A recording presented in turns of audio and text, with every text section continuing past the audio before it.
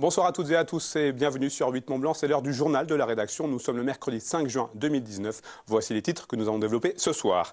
Chambéry se lance dans la vidéo-verbalisation. Depuis le 1er mai dernier, la police municipale utilise ses caméras de vidéosurveillance pour sanctionner les stationnements gênants. Clémence Roualdès nous présentera cette petite révolution dans ce journal. Et puis nous irons en montagne où les refuges sont entrés dans la dernière ligne droite de préparation pour la saison estivale. C'est notamment le cas du refuge du Parmelan qui accueille cette année un nouveau guide. On commence ce journal avec un mot de politique. 72 heures après la démission de Laurent Wauquiez de son poste de président du Parti Les Républicains, l'heure est à la remobilisation générale à droite. Pour tenter de sortir de la crise, Gérard Larcher, le président du Sénat, a annoncé ce mercredi matin la tenue d'une grande convention nationale en octobre prochain. Nous avons rencontré Annabelle André-Laurent, vice-présidente Les Républicains de la région Auvergne, chargée de l'économie. Elle répond aux questions d'Alex Boucher. J'ai toujours trouvé que c'était un homme courageux. Là, j'ai trouvé que c'était une décision digne, prise avec beaucoup de panache. Donc je peux que dire que ça me surprend pas, j'allais dire, vu le personnage. Il reste droit dans ses baskets, et il reste digne et comme il est et comme on le fréquente régulièrement au sein du conseil régional. Nous, on est ravis de récupérer à 100% notre président à la région. L'exécutif est ravi de retrouver son président à 100%. Avant de parler de convention, il faut parler de projet. On sait globalement les projets, ou en tout cas ce qu'attendent les Français. Les paroles, les promesses, les engagements m'intéressent moins, je regarde les actes. Et je vois le travail qu'on a fait, nous, à la région, avec Laurent Wauquiez. Je pense que c'est dommage qu'il ne soit plus au Parti des Républicains en tant que président, puisqu'il avait toutes les qualités pour pouvoir faire au niveau national ce qu'on a fait au niveau de la région. Travaillons maintenant sur l'image du parti, la crédibilité. Je pense que le projet, on le connaît, mettons-le en œuvre et faisons au niveau national comme ce qu'on a fait au niveau de la région. Des actes, du concret et des engagements qui sont tenus.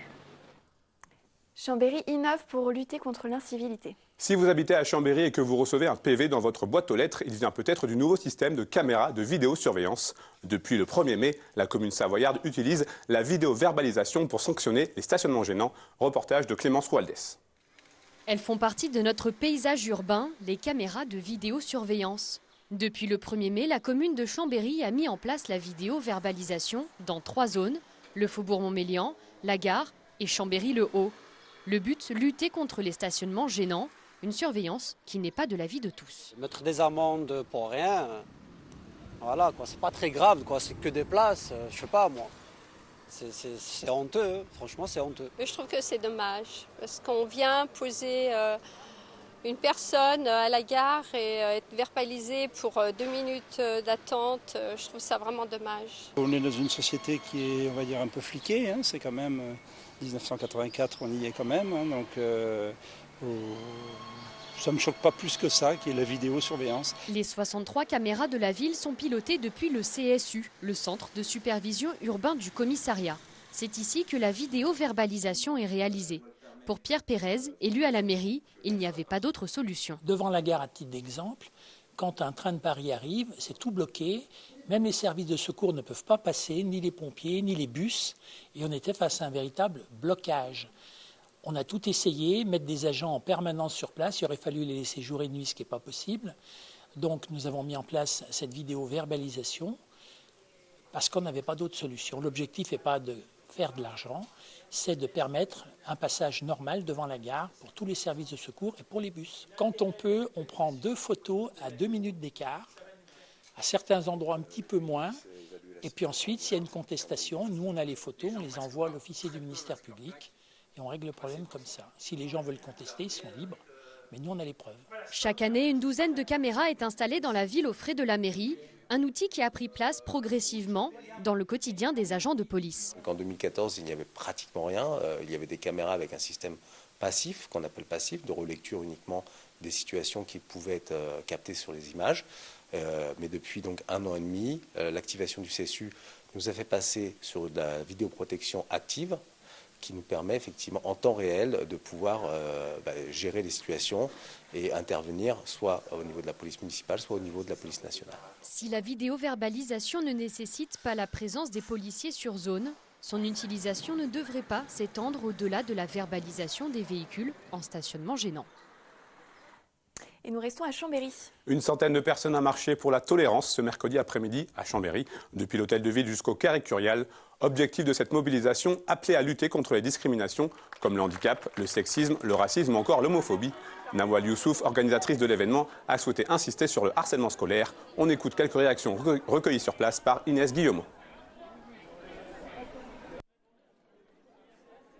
Moi, j'ai organisé cette marche de base parce que je voulais travailler dans l'action sociale avec une association et j'ai trouvé qu'il n'y avait aucune association qui luttait contre le harcèlement scolaire. Et j'ai quand même trouvé ça assez bizarre en sachant que je me questionnais et je ne comprenais pas forcément pourquoi, en sachant que c'est un fléau qui touche un enfant sur 10.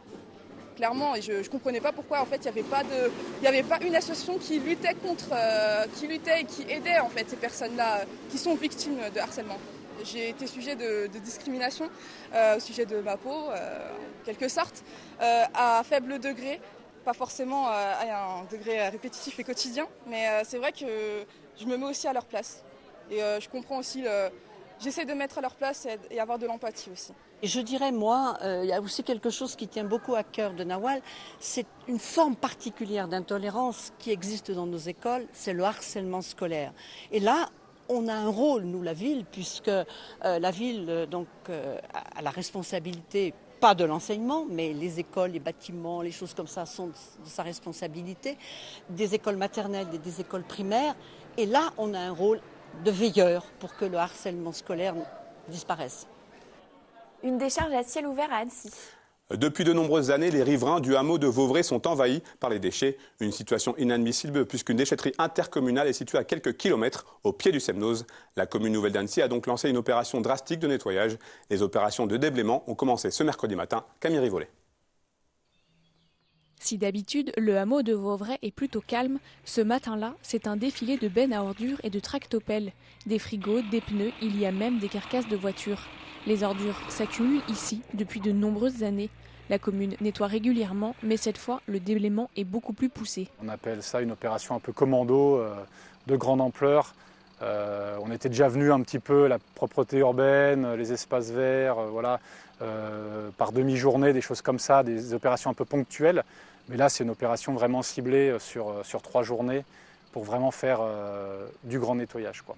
Même si le dépôt sauvage est puni de 1 500 à 75 000 € d'amende et de 2 ans de prison, les résidents du hameau constatent que ce ne sont pas que des particuliers qui viennent déposer des ordures. Parce que la déchetterie, elle est payante. Et les gens, en général, ils continuent la route de Vauvray puis ils vident ici. Il y a des sociétés de peinture, placo, démolition, les vergers, tout le monde.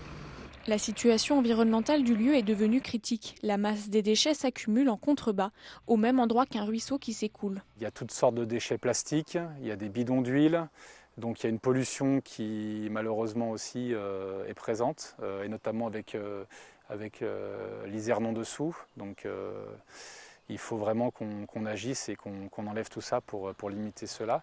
L'opération Commando va nettoyer cette immense parcelle polluée au pied du Semnoz.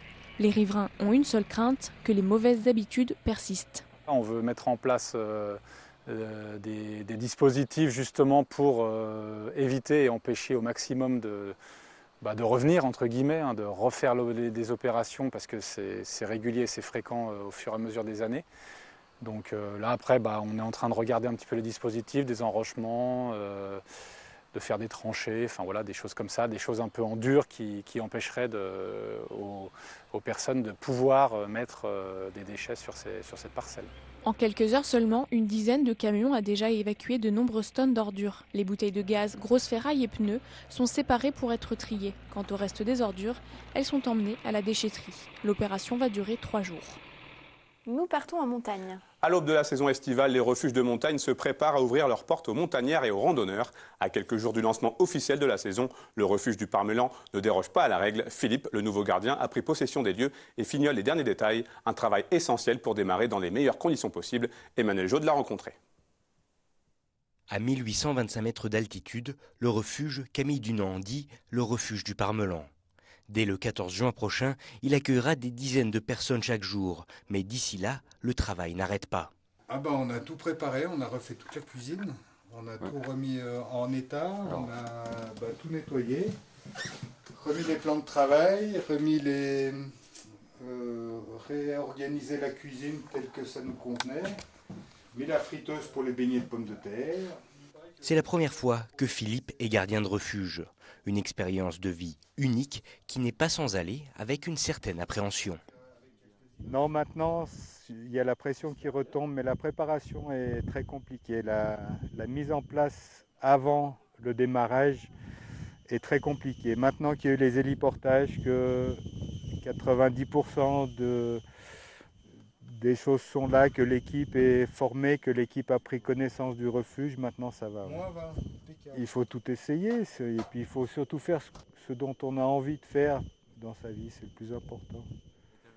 Et j'avais envie de tenir un refuge, voilà, depuis quelques années déjà.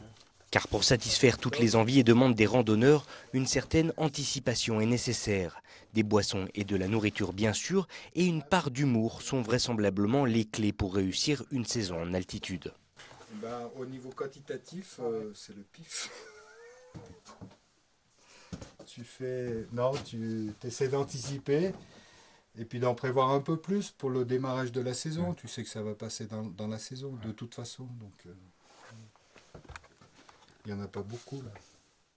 Bien que facilement accessible au plus grand nombre, le refuge du Parmelan n'en reste pas moins un havre de paix, respectueux des valeurs et d'une idée particulière de l'altitude. Il faut rester humble avec ces hébergements d'altitude. C'est pour l'ambiance plus que pour le confort qu'il faut venir.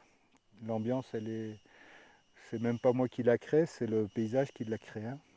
Reste encore quelques réglages afin de parfaire la routine journalière. Pourtant, une chose est sûre, tous les visiteurs garderont un souvenir ému de leur venue au sommet du Parmelan, ne serait-ce que grâce à ce point de vue imprenable sur une bonne partie des Alpes du Nord. On se quitte avec des images de la 20e édition du Rallye des Princesses qui prendra fin ce jeudi à Saint-Tropez. Les 103 équipages exclusivement féminins ont fait escale à Aix-les-Bains ce mardi. Les Princesses se sont élancées dimanche dernier de Paris à bord de voitures de collection. En moyenne, elles parcourent 300 km par jour. C'est la fin de cette édition. Merci à vous pour votre fidélité à l'information. Victoria, c'est à toi. Quant à moi, je vous donne rendez-vous ce jeudi pour un nouveau journal.